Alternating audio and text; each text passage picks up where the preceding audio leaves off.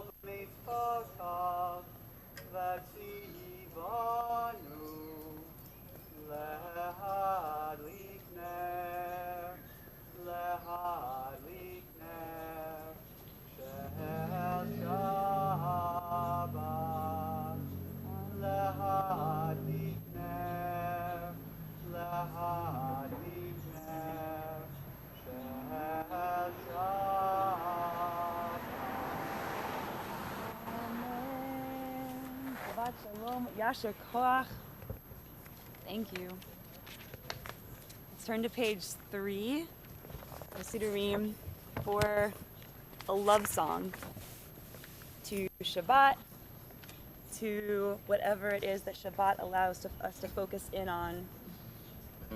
A love song that asks for some extra love or some extra nurturing or healing energy to be sent wherever we want to send that love. Indeed, Nefesh.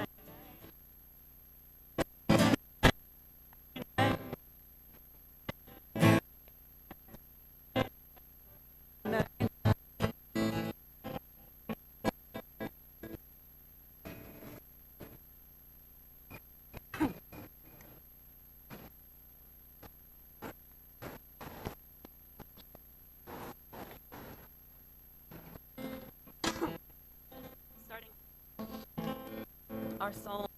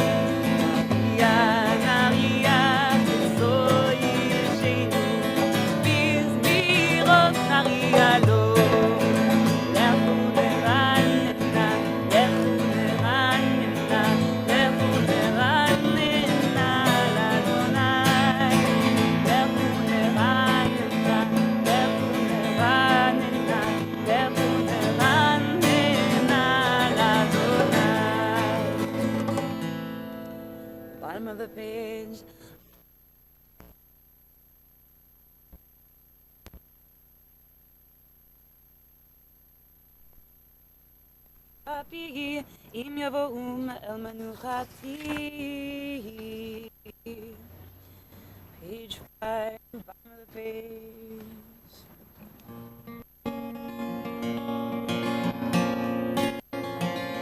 Yismechu hashamayim, yismechu hashamayim, yismechu hashamayim, titzager haaretz. Yismechu hashamayim, yismechu hashamayim, yismechu hashamayim,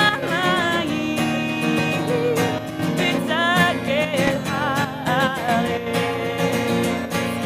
Yilam hayam, yilam hayam, yilam hayam uloah.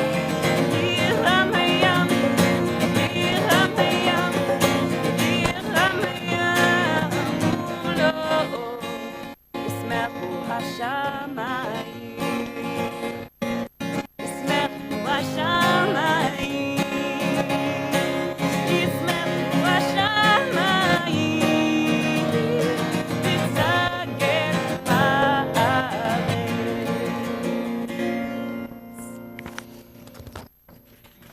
6 לפני ענני kivar לשפוט הארץ, ישפוט עבר בצדק ועמים באמונתו. Page 7 at the diamond.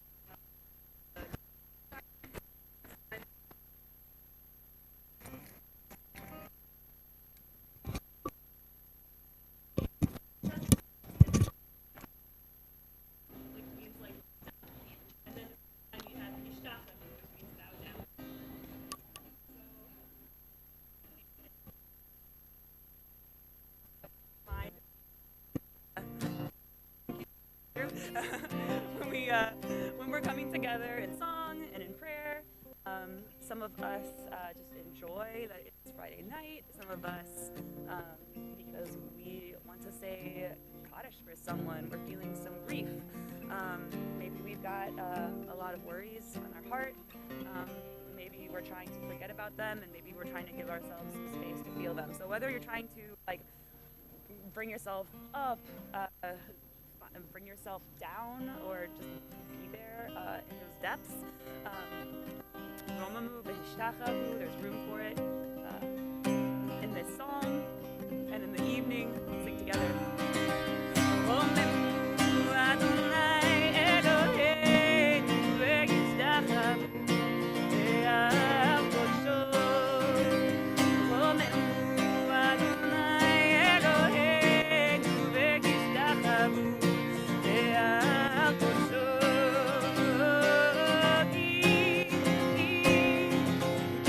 Gadol Adonai Eloheinu Romamu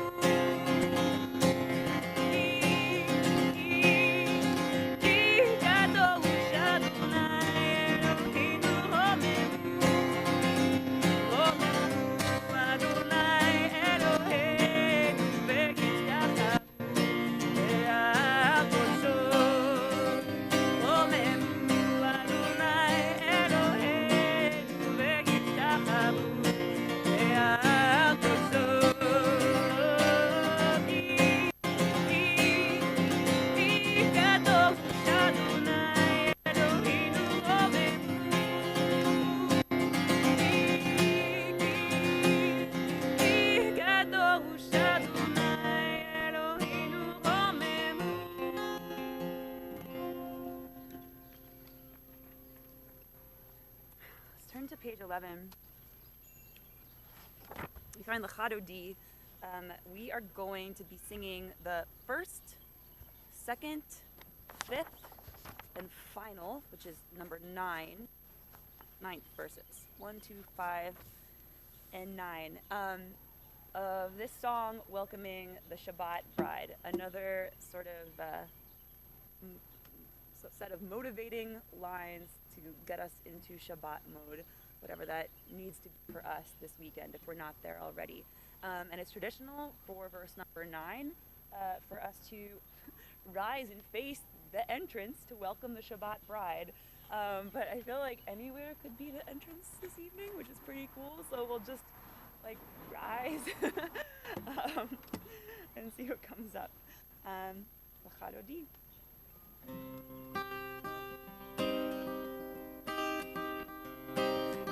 Lachado D likrat alay yalalay yalalay yalalay b'nei Shabbat v'kabela.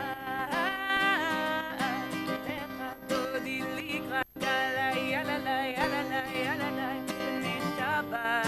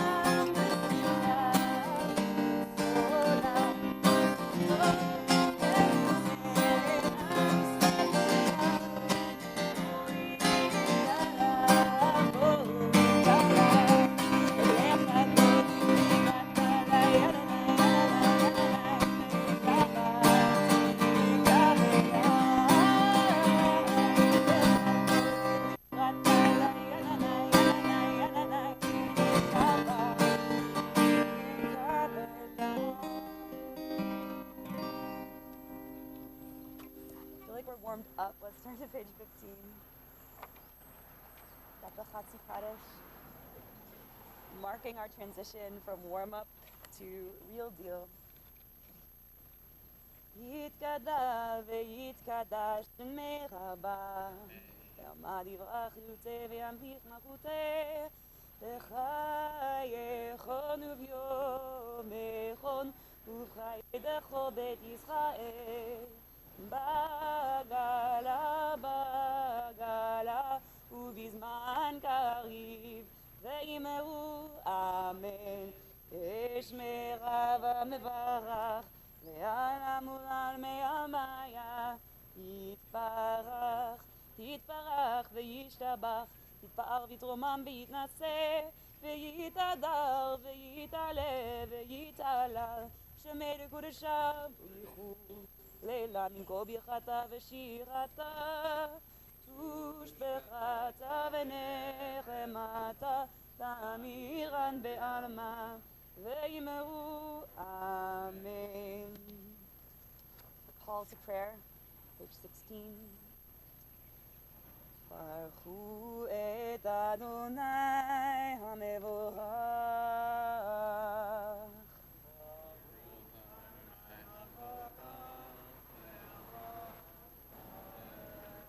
ברוך אדוני המבורך לעולם ועד. You may be seated. ברוך אתה אדוני אלוהינו מלך העולם אשר בדברו מעריב ערבים בחוכמה פותח שערים ובתבונה משנה עתים ומחליף את הזמנים ומסדר את הכוכבים במשמרותיהם להרקיע כרצונו. בורא יום ולילה כולל עול מפני חושך וחושך מפני אור ומעביר יום ומביא לילה ומבדיל בין יום ובין לילה. אדוני צבאות שמו אל חי וקיים תמיד ימלוך עלינו לעולם ועד. ברוך אתה אדוני המעריב ערבים. So, the next prayer of our service is called Ahavat Olam, and it means eternal love. It's about divine love for existence, existence's love for itself, one another, and I think it's an especially powerful time to be focused on love during Elul, a time of reflection, gearing up for the new year, looking internally and also externally about what kind of work we can do to repair and return to our best possible places. And there's this beautiful poem by Debbie Perlman, which is actually called Ani Ledodi V'Dodi Li. That means I am my beloved's and my beloved's is mine. And people say that Elul, the name of this month, is an acronym for that, for I am my beloved's and my beloved is mine in Hebrew. And she wrote this poem specifically for the 12th of Elul, like in the middle of the month, and that is actually today. So I think it's pretty perfect, and let's read it. If you have like a piece of paper that was in the back of the room, we can read it together. Here at Elul's center, bright lover's moon casts shadows on our clouds of doubt, filling the air with sighs of longing, sighs of regretting, sighs of grief. We fill this half-dark with swarming thoughts, itching uncertainties that we must soothe, with a letting go, an arms opening welcome to your presence in our days and nights. You fill the sky with your light, chasing away the dark terror of our souls, even as we long for you in Elul's center, even as we seek you in our heart's center. Tender melodies that pull us back to you. Let us rest against your strong love for us, finding the source of our searching. כי הם חיינו באורך ימינו, ובהם נגע יומם ולילה, ואהבתך אל תסיל ממנו לעולמים. ברוך אתה אדוני, אוהב עמו ישראל. We find the Shema at the bottom of page 17. Shema Yisrael, Adonai Eloheinu, Adonai Echad.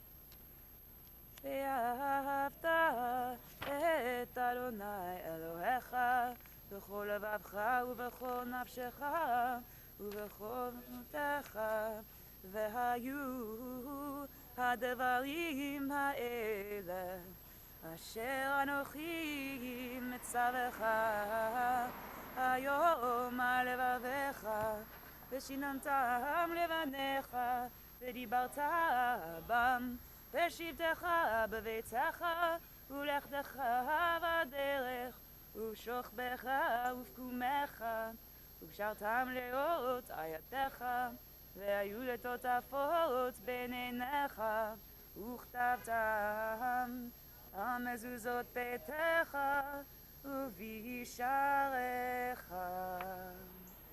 Continue silently.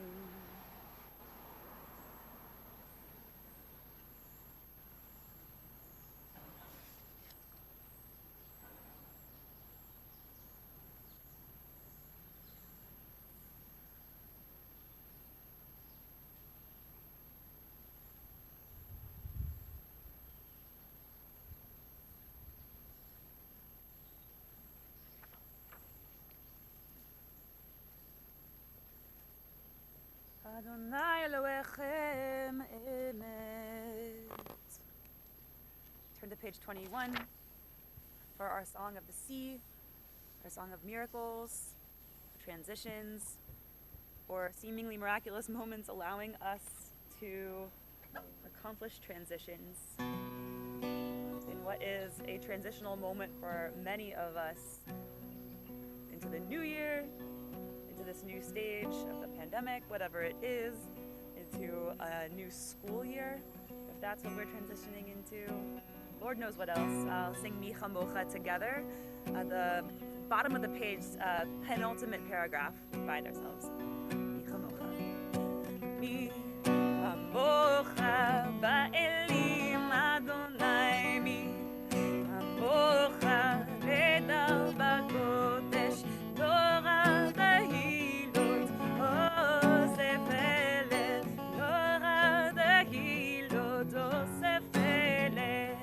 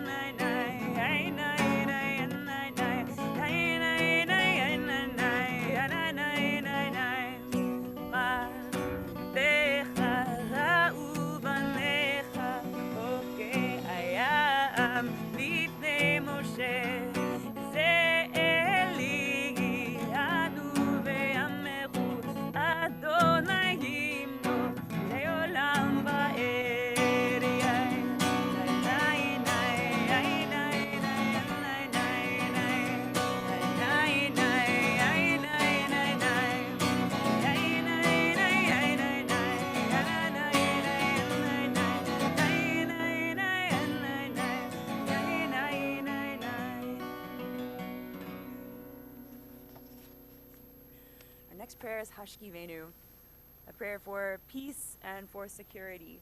On many of our minds, this week especially, after a really rough Thursday for many of us, a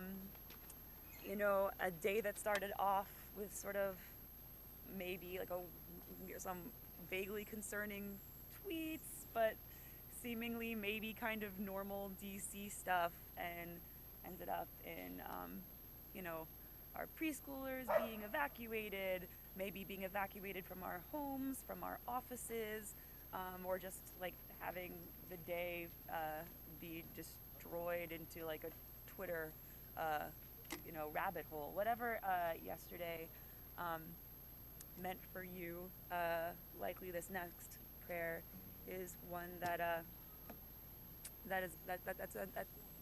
is at the front of our hearts. So we'll join together in Hashkivenu, and we'll use the words on the supplementary sheet, not in the prayer book. This will be our Hashkivenu this evening.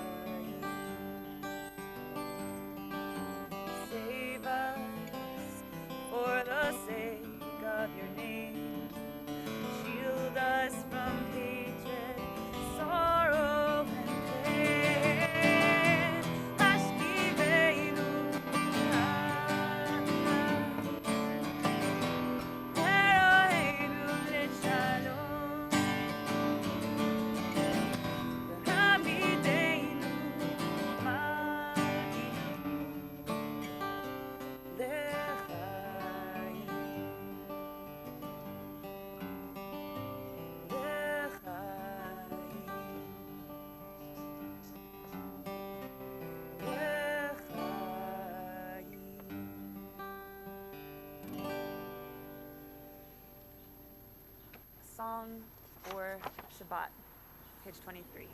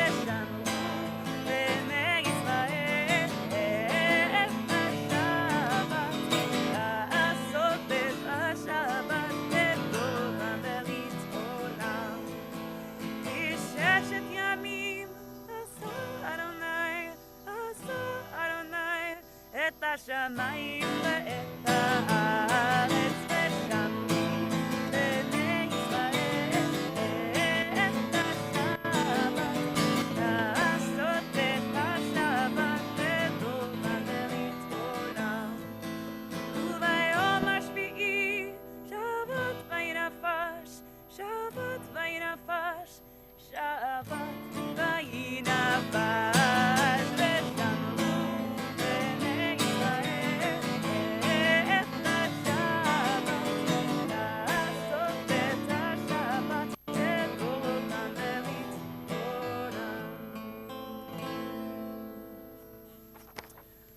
Page 25.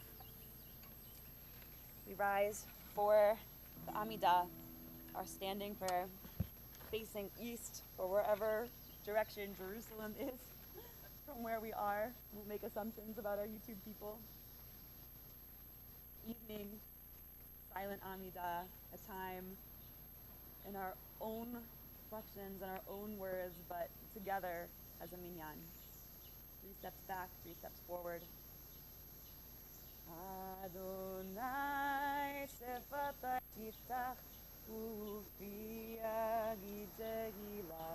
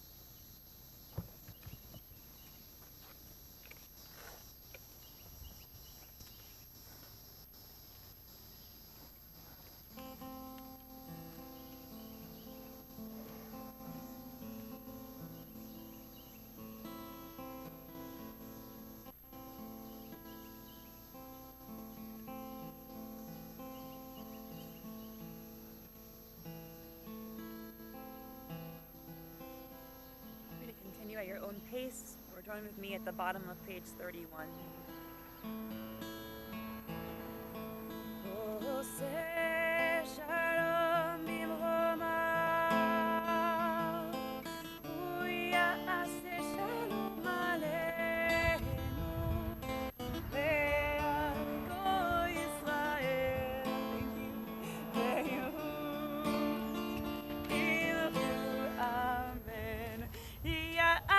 Shalom, Ya'aseh Shalom.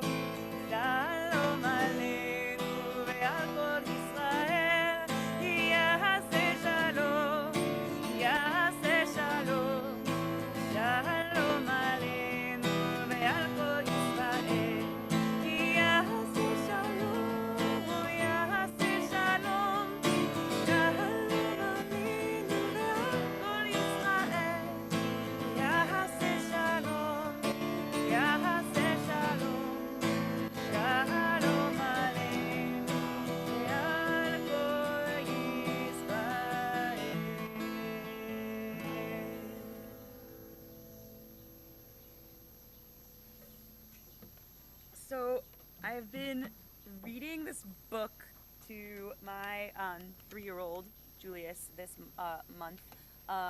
It's like peripherally, at least it seemed to me initially, peripherally about Rosh Hashanah. And it's based on the story by I.L. Peretz. It's called Even Higher. Raise your hand if you're familiar with the story. Okay, so I'm going to give spoilers, but it's okay because it's like a classic folktale. So I feel okay giving spoilers about this. So in the story, the rabbi of Nemirov, he's always disappearing during the week before Rosh Hashanah, and the villagers of Nemirov assume he's going to heaven to advocate for the community.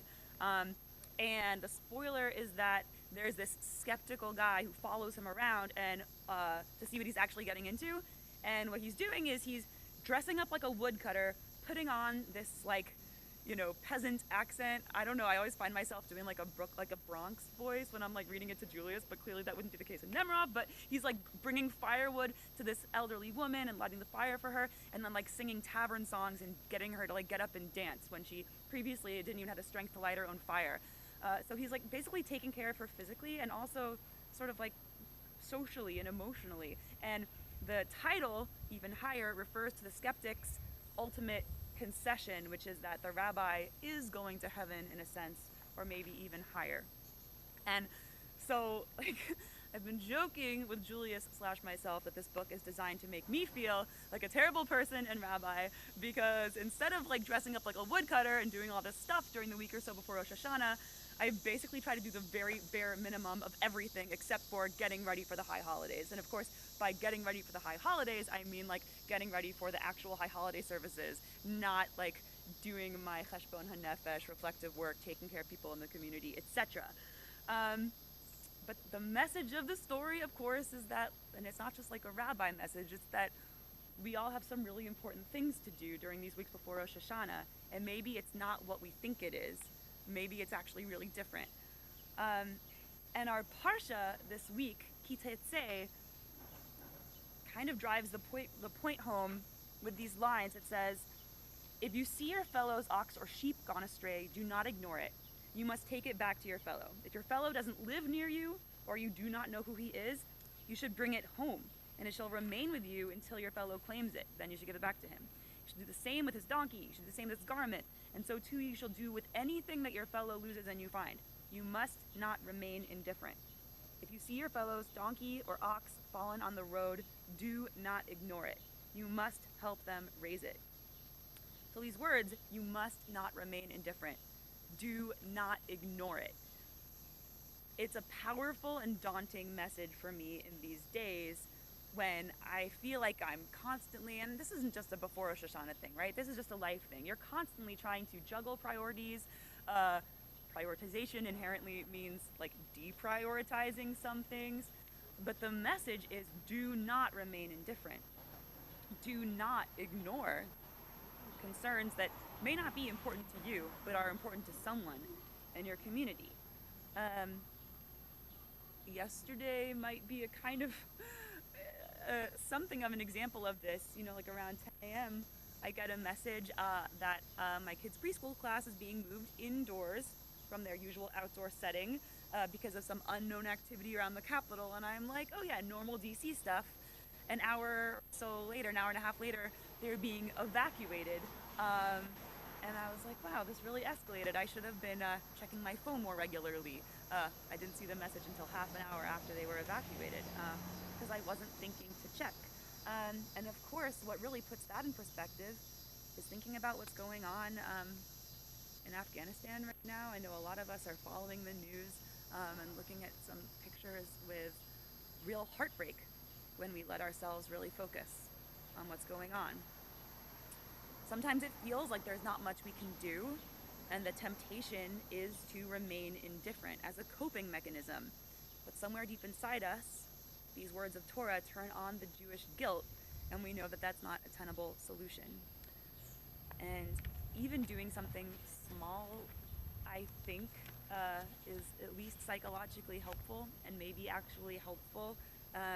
Making a donation maybe to support women in the region, or offering a hand. This is something we can do nearby, offering a hand or some financial support to our congregation's interfaith refugee resettlement effort, which has actually been resettling like dozens of refugee families, like multiple dozens, many from Afghanistan, the last few years.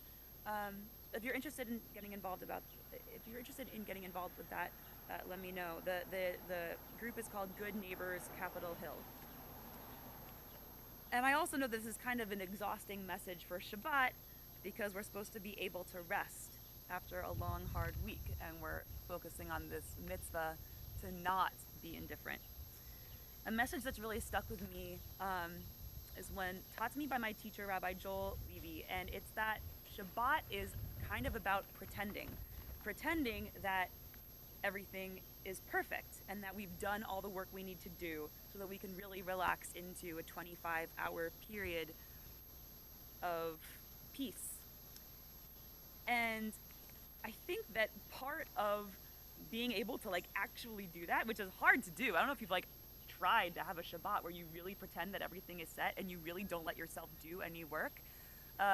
It's hard to do, and I think what makes it easiest to suspend our disbelief is if we spend the whole week, and particularly Friday, working super hard so that we are spent and we're yeah, I really have worked really hard and this better be it because I have nothing more to give. That makes it kind of easier to relax into Shabbat. So part of the deal is that we don't remain indifferent for 6 days. So not being indifferent to the refugee crisis is probably the first thing that many of us are thinking about to this end this week. But if that feels far away, and it's not, because our community is resettling refugees on a regular basis around here, I have one more idea, which is something that I'm going to be trying to do, taking something out of the Rabbi Nemirov's book in the days before Rosh Hashanah, and you're welcome to join me. There is a Community Overdose Awareness Day a week from Tuesday, where anyone can be trained on how to utilize a life-saving drug called Narcan to intervene in a neighbor's overdose. So if you sometimes walk down the block, around the corner, if you're in a park and you feel like you might have reason to be concerned, this is something that we can do to save a life. I know I've been in the situation where I've seen someone that I was really worried about, and this is a thing that we're being asked to do, is come to this day. So ask me if you want more information about that. But at the end of the day, the mitzvah of this week's Parsha isn't to take all the burdens of the world on our shoulders, right? It's saying that when we find something lost, when we find something broken or fallen, we need to try to do something about it. And we can play different roles. Like the Rabbi of Nemirov, he brought wood, he lit a fire. He also was singing tavern songs with this woman and dancing with her. We all have different roles. So whether you're focusing on a neighbor's or a loved one's or your own physical needs, social needs, emotional needs, my blessing for us this Shabbat is that it can be a refreshing one, giving us some extra energy to bring into the coming week, not indifferent, but different, with some renewed capacity to take care of one another. So with that, let's direct some blessings to our loved ones and our neighbors in need of healing. Our Misha Berach L'Cholim, our prayer for healing, can be found on page 130. I believe the words we'll be singing are all the way to the right-hand side of the page. And if you're thinking of anyone in particular who's in need of healing, you're welcome to say their names. I'm having trouble seeing anything in the chat. I don't know if that's because of something tech on my end or because no one's put anything to the chat. But you can try putting in a loved one's name, and hopefully I'll see it. And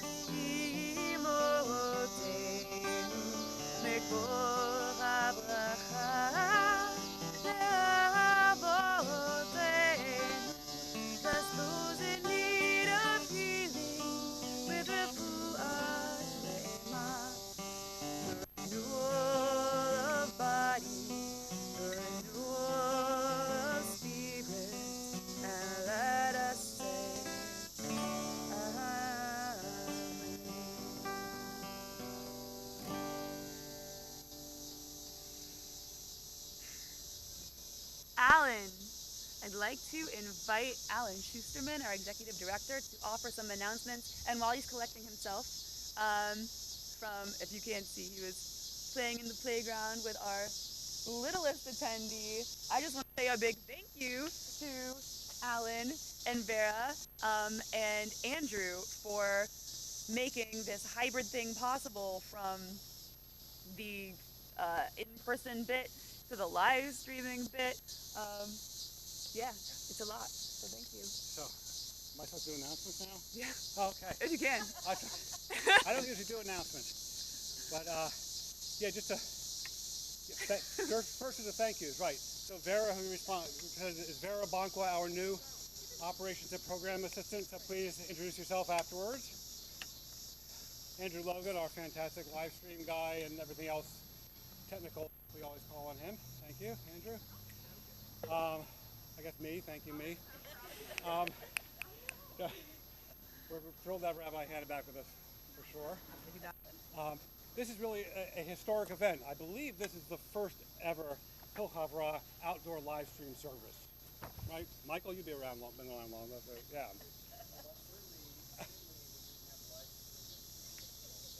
Yeah, so there you go. So, thank you everybody at home who has joined us.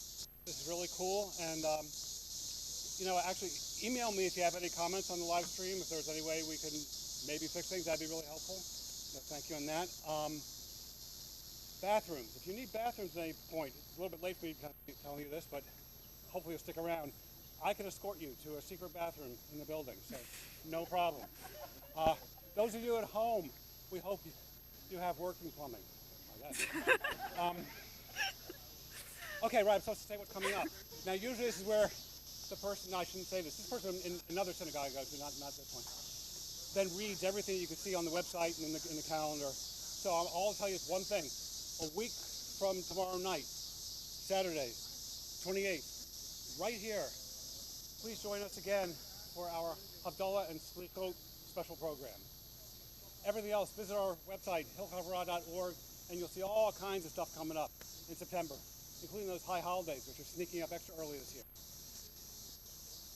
Afterwards, I gotta make sure I'm not. Afterwards, after we do Kiddush and Motzi, which we'll do in a little bit, there are some more little snacks and drinks back there. We hope you can hang out and talk. If you have to go, feel free to grab one of these things anyway, because because of COVID, we're extra safe, so they're nice, grabbable, secure. So grab a snack for the road. Either way, thank you very much. I am back there if you have any questions afterwards. Thank you, Rabbi Hannah. Thanks, Alan. Let's rise for Aleinu on page 41. Aleinu l'shabech l'adon hakol, לתת גדולה ליוצר בראשית, שלא עשנו כגויי ארצות, ולא שמנו כמשפחות האדמה, שלא שם חלקנו כהם, וגורלנו ככל המונם, ואנחנו קוראים ומשתחווים ומודים לפני מלך מלכי המלכים, הקדוש ברוך הוא. Page 43. ונאמר והיה אדוני למלך על כל הארץ, מה יאמרו יהיה אדוני אחד, ושמו אחד.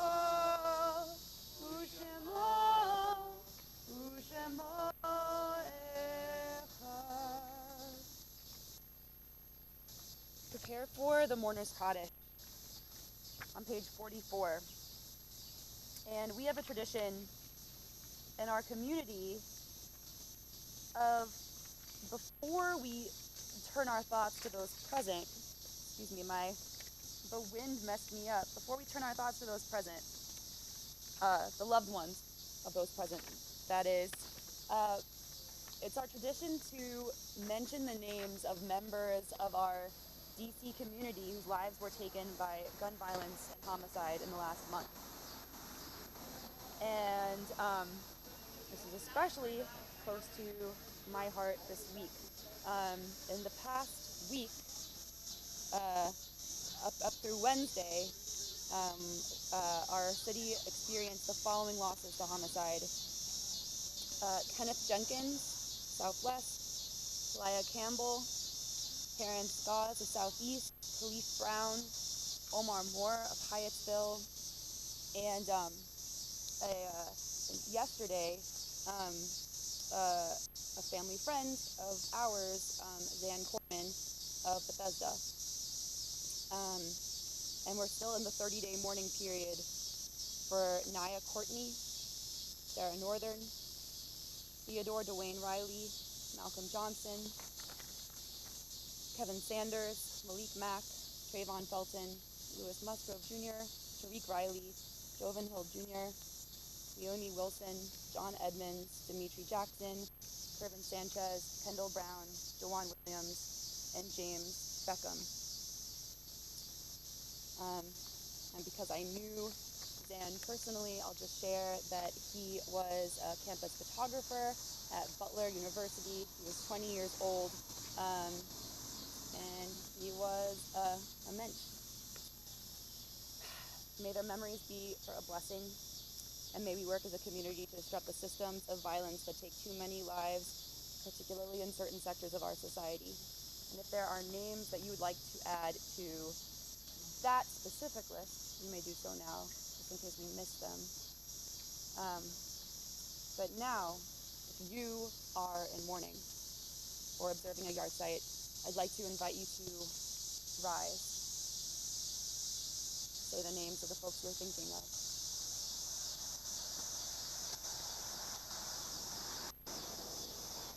You can rise as a community if it's your custom to do so. And in our community, we're also remembering Margaret Lotzbeek, the mother of Patty Kolb, and Joy Rita Schiller, loved one of Heather Hammer.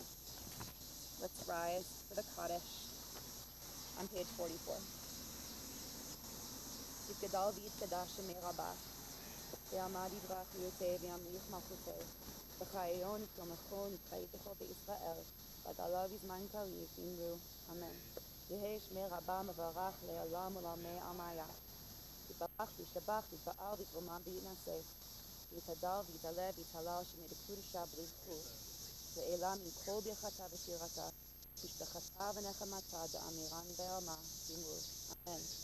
יהי שלמה רבה מן שמיה, וחיים עלינו ועל כל ישראל, ואמרו, אמן.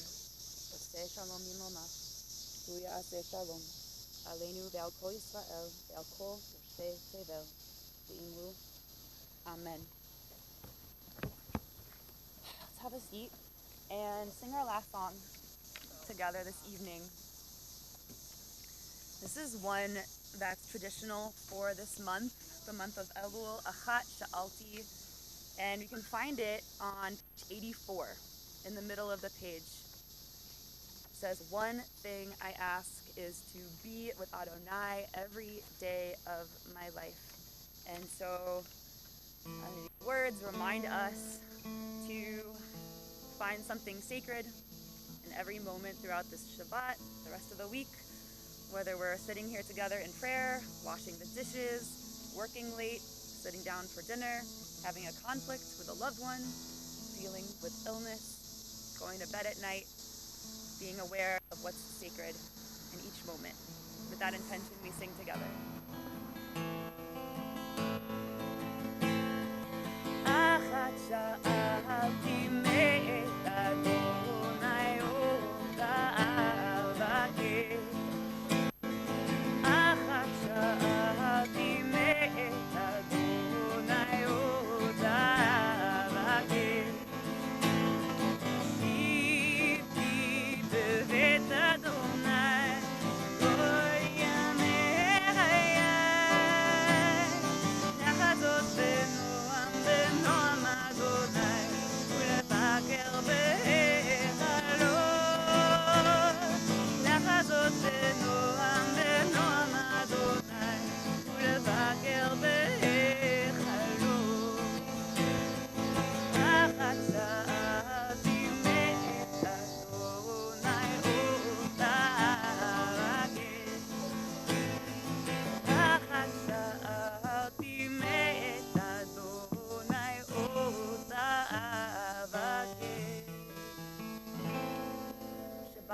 shalom. If you are at home, have a beautiful evening. And for those of us here physically, let's gather around for some Kiddush, some motzi.